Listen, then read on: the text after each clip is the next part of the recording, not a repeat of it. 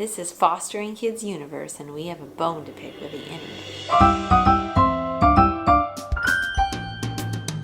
This is a little different than our normal setup. Foster mom is gonna continue stuff getting ready. It's late at night and I have to get up early in the morning to plow. We're just gonna have a little talk in the kitchen while she's getting ready, and I hope this is fine. I do want to start off by, we did have a great week and we still had a great night after today. We had lots of food, which I could show you right now. All right, Foster Mom, what did you make us today? Banh mi sandwiches. What's a banh mi sandwich? Well, it's not really banh mi, but that's what I call it. It's just a Vietnamese kind of sandwich with meat and fresh veggie or fresh herbs. It is so good.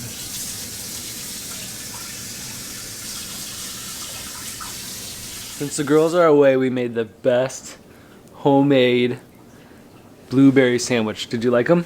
Yeah. Would you like it if we made them with mayonnaise and pickles? No. No!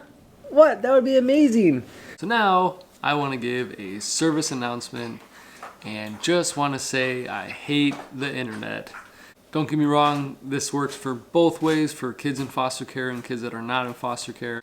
And we don't know your specific rules and regulations with kids using cell phones and internet, and everyone has their own thing.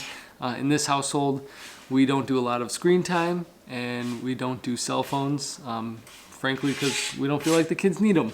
In that regard, I caught our oldest using a Pinterest account and she was texting her mom. This was about a month ago. It was super frustrating, but I talked to her about it, and after I talked to her about it, in my mind I thought, this is gonna be perfect from now on. But today I went through her computer again and found out not only was she trying to text her mom, which her mom actually didn't text back, good for her, but she was trying to text other people and friends and then random people that she doesn't even know. And I can't tell you the frustration that came out of me, probably a little too much. And I have a smart cousin who said, don't let your... Yeah, you threatened to throw the Chromebook in the garbage. I know, I said a bunch of stuff that I wish I never would said, but I was just so angry.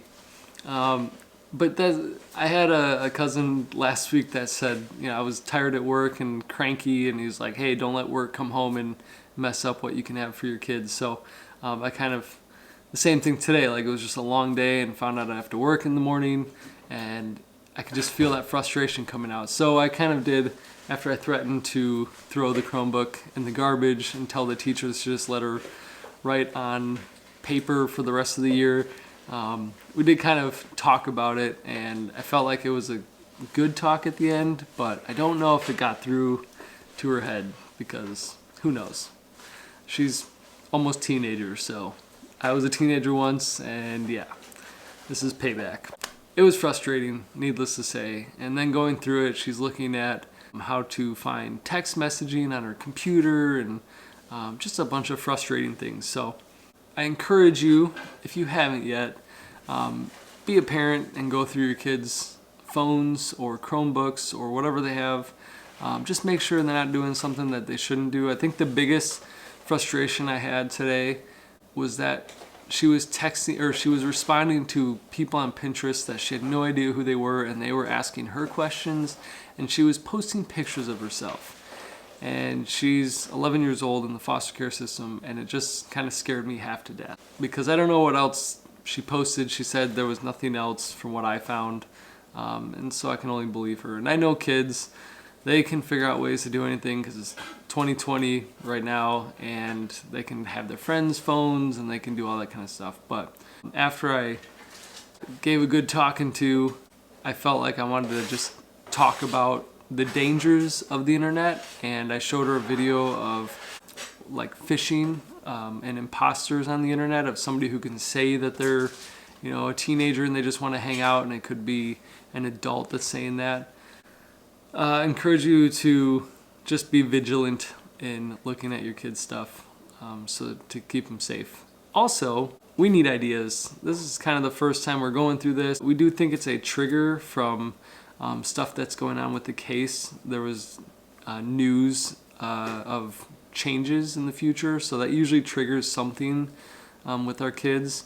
And I've noticed I actually looked at the dates of when she started looking up all this stuff, and it was like the day after. It was like hardcore looking up all this stuff. So I do think that's part of it, but I also know that it's a pre-teenager thing to do. So not going to really falter for that one, but anything else?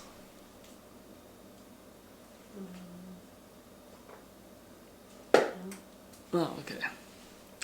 Next week we'll get back to topic, but just want to throw this out there for you guys. Thanks for watching. If you have any ideas what we can do to help protect our kids, or ideas how to talk to them about it, we would love to hear from you. Appreciate it. Good night, everybody. Thanks for watching.